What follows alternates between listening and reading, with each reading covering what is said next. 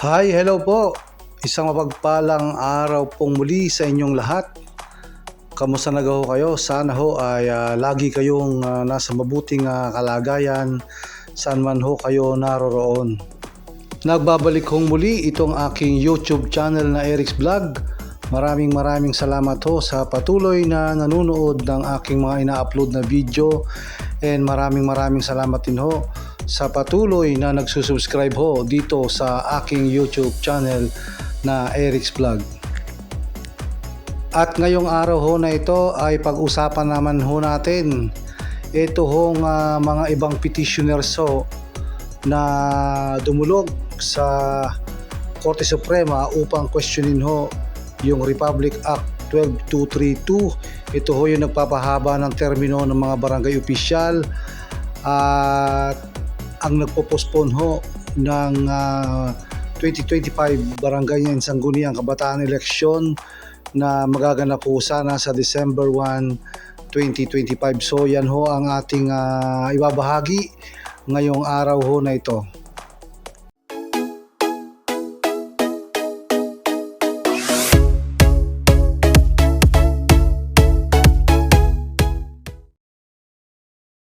Nagbabalik hong muli itong aking YouTube channel na Eric's Vlog, at ito nga ho yung sinasabi ko kanina na meron ho mga petitioners ang dumulog ho sa Korte Suprema dahil ho sila ay nagke-question din ho dito sa batas na Republic Act 12232 ang nagpo-postpone ho sa Barangay and Sangguniang Kabataan Election 2025. So meron hong dalawang petitioner.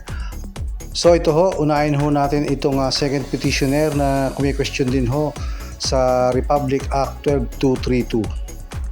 Ang ikalawa hong petitioner na kumi-question ho sa Republic Act 12232 na dumulog sa Korte Suprema ay ito hong senior high school teacher na si John Barry Tayam. So siya ho ang pangalawang nagpunta sa Korte Suprema upang questionin nga rin ho ang Republic Act 12232 na nagpo-postpone ho sa Barangay and Sangguniang Kabataan Election 2025.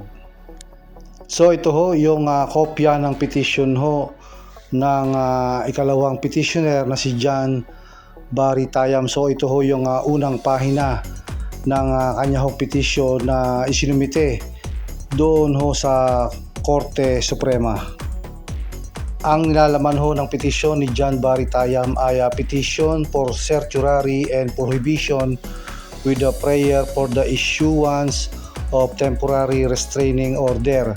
At ayon ho kay John Barry Tayam ay inirequest niya ho sa korte na ipatigil ang implementasyon ho ng nasabing batas at ipagpatuloy ho ng COMELEC ang preparasyon para ho sa nalalapit na eleksyon sa December 1, 2025 sa Barangay and Sangguniang Kabataan Election. Ayon din ho sa nilalaman ng petisyon ho ni John Barry Tayam ay kanya hong hinihiling na ideklara ang Republic Act 12232 na unconstitutional at unenforceable. Ibig sabihin ho hindi ipatutupad.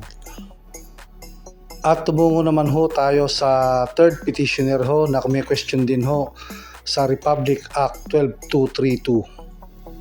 Ang ikatlohong petitioner na kumi-question ho sa Republic Act 12232 ay ito hong grupo ng kabataan na ang pangalan ho ay Kaya Natin Youth. So ito ho yung grupong ikatlohong kumi-question na dumulog sa Korte Suprema upang questionin nga ho itong Republic Act 12232. Ayon ho sa Kaya Natin Youth Group ay sila ho ay nag-file ng petition for certiorari prohibition and mandamus assailing Republic Act 12232, joining a similar petition filed by veteran election lawyer Attorney Romulo Macalintal last August 15, 2025. Uulitin ko lang ho sa mga bago hong nakakapanood ng video hong ito. Ang Republic Act 12232 ho ay ang batas na napirmahan ho ni Pangulong Ferdinand Marcos, at ito ho yung nagpo-postpone sa Barangay and Sangguniang Kabataan Election sa darating na December 1, 2025. Ang batas ho na Republic Act 12232 ay napirmahan ho ng Pangulong Ferdinand Marcos Jr. noong August 12, 2025. Ayon pa rin ho sa Kaya Natin Youth Group, sinasabi ho nila na the ruling also stated that postponements must be justified by sufficiently important, substantial, or compelling reasons to safeguard the right to suffrage. Ang youth petitioners ho na Kaya Natin ay pwede hong tumakbo at bumoto ho sa darating na December 1, 2025 SK election. Subalit sinasabi nga ho nila kapag ang 2025 SK election ay hindi ho matutuloy, so sila ho ay maaring hindi na mapibilang dahil ho sa kanilang edad, at dyan ho ay nawawalan sila ng political rights.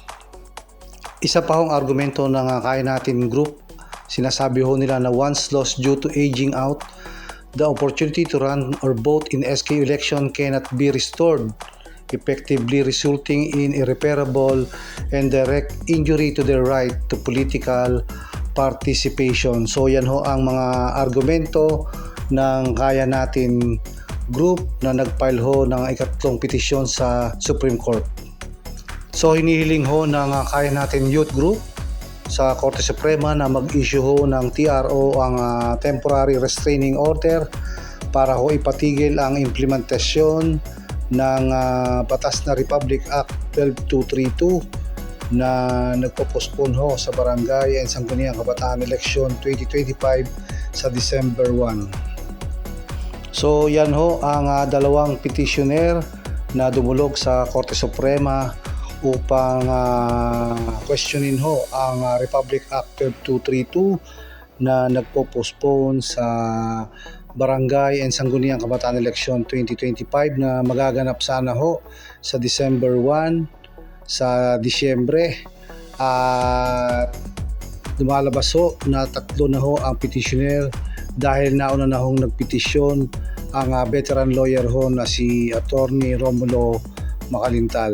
So aabangan ho natin ang mga update ho dito sa mga petition ho na ito na idinulog sa Korte Suprema upang questionin ho ang pag-postpone ng 2025 BSKE o ang Barangay and Sangguniang Kabataan Election.